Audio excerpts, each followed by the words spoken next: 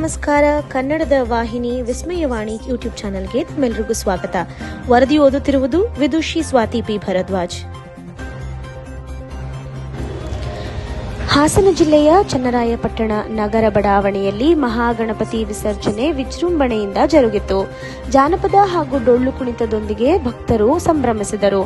ಆಂಜನೇಯ ಮತ್ತು ಶ್ರೀರಾಮರ ಆರಾಧನೆಯೊಂದಿಗೆ ಗಣೇಶೋತ್ಸವವು ವಿಭಿನ್ನ ಛಾಯೆಯಲ್ಲಿ ಕಂಗೊಳಿಸಿತು. ಮಲೇಬೆನ್ನೂರಿನ ನೀರಾವರಿ ಇಲಾಖೆಯ ಆವರಣದಲ್ಲಿ ಹಿಂದೂ ಮಹಾಗಣಪತಿ ಸಮಿತಿಯ 4ನೇ ವರ್ಷದ ಗಣೇಶ ಪ್ರತಿಷ್ಠಾಪನಾ ಮಹೋತ್ಸವ ಭಾನುವಾರ ಜರುಗಿತು. ಸಾಂಸ್ಕೃತಿಕ ಕಾರ್ಯಕ್ರಮದಲ್ಲಿ ಡಾನ್ಸ್ ಕರ್ನಾಟಕ ಡಾನ್ಸ್ ಖ್ಯಾತಿಯ ನವೀನ್ ಹಾಗೂ ತಂಡ ಮನಮೋಹಕ ನೃತ್ಯ ಪ್ರದರ್ಶನ ನೀಡಿದರು. ಗಣೇಶ ಮೂರ್ತಿಯನ್ನು ದಾನ ಮಾಡಿದ ಶೈಲಾ ಆನಂದ್ ಅವರನ್ನು ಈ ಸಂದರ್ಭದಲ್ಲಿ ಗೌರವಿಸಲಾಯಿತು. ಎಕ್ಕೆಗೊಂದಿ ಗ್ರಾಮದ ಮಾರಿಕಾಂಬಾ ದೇವಾಲಯದಲ್ಲಿ ಶಬ್ದ ವಿವಾದ ಪರಿಹರಿಸಲು ಶಾಂತಿ ಸಭೆ ನಡೆಯಿತು. ಧಾರ್ಮಿಕ ಕೇಂದ್ರಗಳಿಗೆ ಭಕ್ತಿ ಇರಲಿ, ಆದರೆ ಯಾರಿಗೂ ತೊಂದರೆ ಆಗದಂತೆ ನೋಡಿಕೊಳ್ಳಬೇಕು ಎಂದು ಪಿಎಸ್ಐ ಹಾರೂನ್ ಅಖ್ತರ್ ಸಲಹೆ ನೀಡಿದರು. ಜಾತ್ರೆ ಹಬ್ಬಗಳಲ್ಲಿ ಪ್ರೀತಿ, ವಿಶ್ವಾಸ ಮತ್ತು ಸಹಕಾರ ಬೆಳೆಸಿಕೊಂಡು ಕಾನೂನು ಉಲ್ಲಂಘನೆಗೆ ಕಟ್ಟುನಿಟ್ಟಿನ ಕ್ರಮ ಕೈಗೊಳ್ಳಲಾಗುವುದು ಎಂದು ಎಚ್ಚರಿಸಿದರು. ಎದ್ದೇಳಿಗೊಂಡ ಕಾಡು ಕುರುಬ, ಜೇನು ಕುರುಬ, ಬೆಟ್ಟ ಕುರುಬ ಬಂಧುಗಳೇ, ನಿಮ್ಮ ಸಂವಿಧಾನಬದ್ಧ ಹಕ್ಕುಗಳಿಗಾಗಿ ಒಗ್ಗಟ್ಟಾಗಿ ಮುಂದೆ ಬನ್ನಿ. ನ್ಯಾಯಕ್ಕಾಗಿ ನಡೆಯುತ್ತಿರುವ ಹೋರಾಟಕ್ಕೆ ಬೆಂಬಲ ನೀಡಿದ ವಿಶ್ವವಿದ್ಯಾಲಯ ವಿದ್ಯಾರ್ಥಿ ಒಕ್ಕೂಟದ ಪ್ರಧಾನ ಕಾರ್ಯದರ್ಶಿ ಶ್ರೀ ಸಂತೋಷ್ ಜಿ ಅವರಿಗೆ ಧನ್ಯವಾದಗಳು.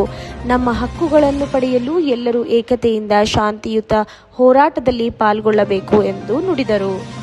ದಾವಣಗೆರೆಯ ಬಾಪೂಜಿ ಸಹಕಾರ ಬ್ಯಾಂಕ್ನ 56ನೇ ವಾರ್ಷಿಕ ಸಾಮಾನ್ಯ ಸಭೆ ಇಂದು ಬಾಪೂಜಿ ಬ್ಯಾಂಕ್ ಸಮುದಾಯ ಭವನದಲ್ಲಿ ಜರುಗಿತು. ಬ್ಯಾಂಕ್ ಗೌರವಾಧ್ಯಕ್ಷ ಡಾಕ್ಟರ್ ಶಾಮನೂರು ಶಿವಶಂಕರಪ್ಪ ಅವರ ಅಧ್ಯಕ್ಷತೆಯಲ್ಲಿ ನಡೆದ ಸಭೆಯಲ್ಲಿ ಸಚಿವ ಎಸ್ ಮಲ್ಲಿಕಾರ್ಜುನ್ ಸೇರಿದಂತೆ ಆಡಳಿತ ಮಂಡಳಿ ಸದಸ್ಯರು, ಅಧಿಕಾರಿ ವರ್ಗ ಮತ್ತು ಷೇರುದಾರರು ಭಾಗವಹಿಸಿದರು.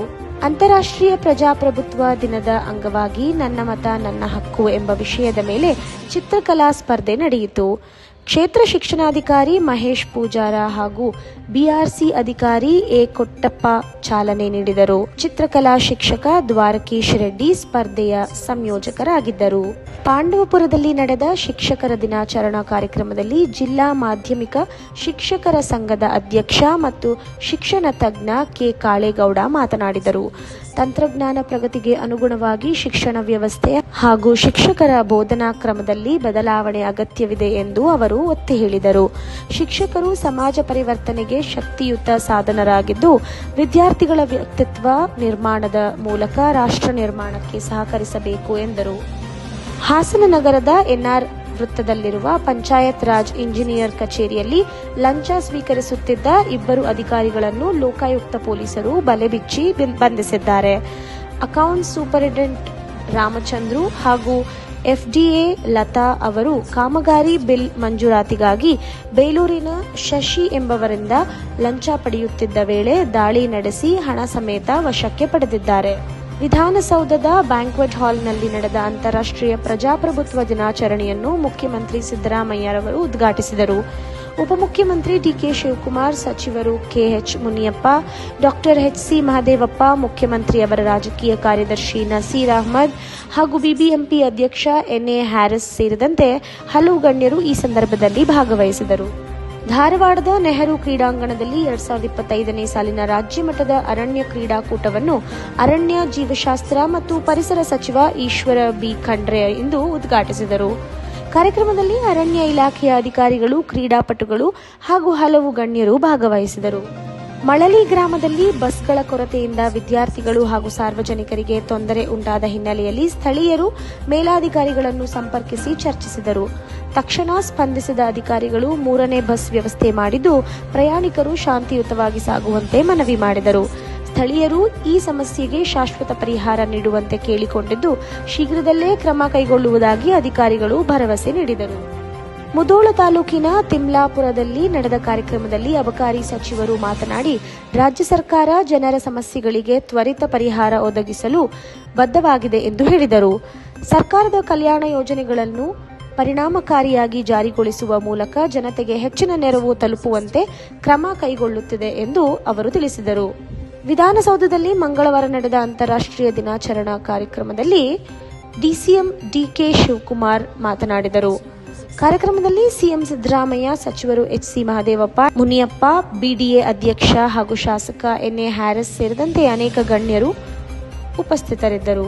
ಕಲಬುರಗಿಯಲ್ಲಿ ಬೆಳೆ ಹಾನಿ ಕುರಿತು ಮಾತನಾಡಿದ ಸಚಿವ ಪ್ರಿಯಾಂಕ ಖರ್ಗೆ, ಹಾನಿಗೊಳಗಾದ ರೈತರಿಗೆ ಸರ್ಕಾರದಿಂದ ತ್ವರಿತ ನೆರವು ನೀಡಲಾಗುವುದೆಂದು ಭರವಸೆ ನೀಡಿದರು.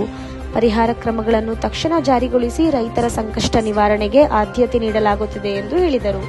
ದಾವಣಗೆರೆಯ ಬಸವರಾಜಪೇಟೆಯಲ್ಲಿ ಗಣೇಶ ಮೆರವಣಿಗೆಯ ಮಾರ್ಗದ ಬಗ್ಗೆ ಉದ್ವಿಗ್ನತೆ ಉಂಟಾಯಿತು. ಪರಂಪರೆಯ ಮಾರ್ಗದಲ್ಲಿ ಮೆರವಣಿಗೆಗೆ ಅವಕಾಶ ನೀಡದ ಹಿನ್ನೆಲೆಯಲ್ಲಿ ಗಣೇಶನ ಮುಖಕ್ಕೆ ಕಪ್ಪು ಬಟ್ಟೆ ಹಾಕಿ ಸ್ಥಳೀಯರು ಆಕ್ರೋಶ ವ್ಯಕ್ತಪಡಿಸಿದರು. ಮದೀನಾ ಆಟೋ ಸ್ಟ್ಯಾಂಡ್, ಹಾಸಬಾವಿ ಸರ್ಕಲ್ ಮೂಲಕ ಮಾರ್ಗ ನೀಡುವಂತೆ ಮಹಿಳೆಯರು ಹಾಗೂ ಯುವಕರು ಒತ್ತಾಯಿಸಿದ್ದು, ಪರಿಸ್ಥಿತಿ ನಿಯಂತ್ರಿಸಲು ಪೊಲೀಸರು ಹರಸಾಹಸ ಪಟ್ಟಿದರು. ಹಾಸನ ಜಿಲ್ಲೆ ಚನ್ನರಾಯಪಟ್ಟಣದ ಪ್ರಸನ್ನ ಗಣಪತಿ ಆಸ್ಥಾನ ಮಂಟಪದಲ್ಲಿ 72ನೇ ವರ್ಷದ ಗಣೇಶ ಪ್ರತಿಷ್ಠಾಪನಾ ಸಂದರ್ಭದಲ್ಲಿ 48 ದಿನಗಳ ಕಾಲ ಪ್ರತಿ ದಿವಸ ಸಹಸ್ರಾರು ಸಂಖ್ಯೆಯಲ್ಲಿ ಅನ್ನದಾನ ನಡೆಯುತ್ತದೆ. ಮಧ್ಯಾಹ್ನದ ಅನ್ನದಾನ ಸಮಯದಲ್ಲಿ ಬಡವರ ಶ್ರೀಮಂತ ಎನ್ನದೆ ಗಂಟೆಗಟ್ಟಲೆ ಸರದಿ ಸಾಲಿನಲ್ಲಿ ನಿಂತುಕೊಂಡು ಊಟ ಮಾಡುತ್ತಾರೆ. ಪ್ರಸನ್ನ ಗಣಪತಿ ಸೇವಾ ಸಮಿತಿಯವರು ಧರ್ಮಸ್ಥಳದ ಮಾದರಿಯಲ್ಲಿ ಪ್ರತಿಯೊಬ್ಬರಿಗೂ ತಟ್ಟೆಯನ್ನು ಕೊಟ್ಟು ಅಚ್ಚುಕಟ್ಟಾಗಿ ಭೋಜನ ಮಾಡಿಸುತ್ತಿದ್ದಾರೆ. ಹಾಗೂ ಪ್ರತಿ ದಿವಸ ಸಾವಿರಾರು ವಿದ್ಯಾರ್ಥಿಗಳು ಕೂಡ ಮಧ್ಯಾಹ್ನದ ಊಟವನ್ನು ಸವಿಯುತ್ತಾರೆ. ಈ ದಿನ ಮಧ್ಯಾಹ್ನ ಪೊಂಗಲ್, ಹೆಸರುಬೇಳೆ ಪಾಯಸ, ಅನ್ನ ಸಾಂಬಾರ್, ಅನ್ನ ಮಜ್ಜಿಗೆ ಸೇರಿದಂತೆ ಹಲವು ಬಗೆಯ ಅಡುಗೆ ತಯಾರಿಸಿದ್ದರು. ಈ ದಿನ ಅನ್ನದಾನದಲ್ಲಿ ಹಾಸನ ಜಿಲ್ಲೆಯ ಹಿರಿಯ ಪತ್ರಿಕಾ ಸಂಪಾದಕರಾದ ಆರ್ಪಿ ವೆಂಕಟೇಶ್ ಮೂರ್ತಿರವರು ಸೇರಿದಂತೆ 3,000 ಭಕ್ತರು ಅನ್ನದಾನದಲ್ಲಿ ಭಾಗಿಯಾಗಿದ್ದರು. ಇದೇ ಸಂದರ್ಭದಲ್ಲಿ ಸಮಿತಿಯ ಅಧ್ಯಕ್ಷರು ಚಾನ ಅಶೋಕ್, ಸಮಿತಿಯ ಕಾರ್ಯದರ್ಶಿ ಸತ್ಯನಾರಾಯಣ, ಸಮಾಜ ಸೇವಕರು, ಚನ್ನರಾಯಪಟ್ಟಣದ ಎಲ್ಲ ಅನ್ನದಾನ ಜಾಗದಲ್ಲಿ ಸ್ವಯಂ ಪ್ರೇರಿತವಾಗಿ ಸೇವೆ ಮಾಡುವ ಪುರಿಬಟ್ಟೆ ಮಂಜಣ್ಣ, ಸಮಿತಿಯ ಕೃಷ್ಣರವರು, ಮನೋಹರ್, ನಂಜುಂಡ್ ಮೈಮ್ ಸೇರಿದಂತೆ ಸಮಿತಿಯ ಹಲವರು ಸದಸ್ಯರು ಉಪಸ್ಥಿತರಿದ್ದರು. ಈ ನಾಡಿನಲ್ಲಿ ಚನ್ನರಾಯಪಟ್ಟಣ ಗಣಪತಿಗೆ ಅನಾಹುತ ವೈಶಿಷ್ಟ್ಯತೆ ಇದೆ. ಕಳೆದ 25 ವರ್ಷಗಳಿಂದ ಹೊಸದಾಗಿ ವಿದೇಶಕ್ಕೆ ಪ್ರವೇಶ ಮಾಡಿ ಹಿಂದೆ ಇದ್ದಂಥ ಒಂದು ಸಣ್ಣ ಶೆಡ್ಡನ್ನು ಇದು ಮಾಡಿ ಕಲ್ಯಾಣ ಮಂಟಪ ನಿರ್ಮಾಣ ಮಾಡಿದ್ದಾರೆ. ಆ ಎಲ್ಲ ಮಾಡ್ತಾ ಕಳೆದ 3 ವರ್ಷಗಳಿಂದ ಪ್ರತಿದಿನ ಒಂದು 2,000 ಜನ ಉಂಟು. 2,000 ಜನ ಉಂಟು. ಒಂದು ಅನ್ನದ ಐಟಮ್ಗಳು ಚೇಂಜ್ ಮಾಡ್ತಾರೆ. ಇವತ್ತು ಪೊಂಗಲ್ ಮಾಡಿದ್ದಾರೆ, ಇದೇ ದಿನ ಒಂದು ದಿನ pulao, ghee rice, fried rice ಮಾಡಿ ಇವತ್ತು ಪೊಂಗಲ್ ಮಾಡಿ. ಇದು ಇಂದಿನ ವಿಶೇಷ. ನಿರಂತರ ಸುದ್ದಿಗಾಗಿ ನೋಡ್ತಾ ಇರಿ ವಿಸ್ಮಯವಾಣಿ. ಇದು ಕನ್ನಡಿಗರ ಧ್ವನಿ. ವರದಿ ಓದಿದವರು ವಿದುಷಿ ಸ್ವಾತಿ ಪಿ ಭರದ್ವಾಜ್.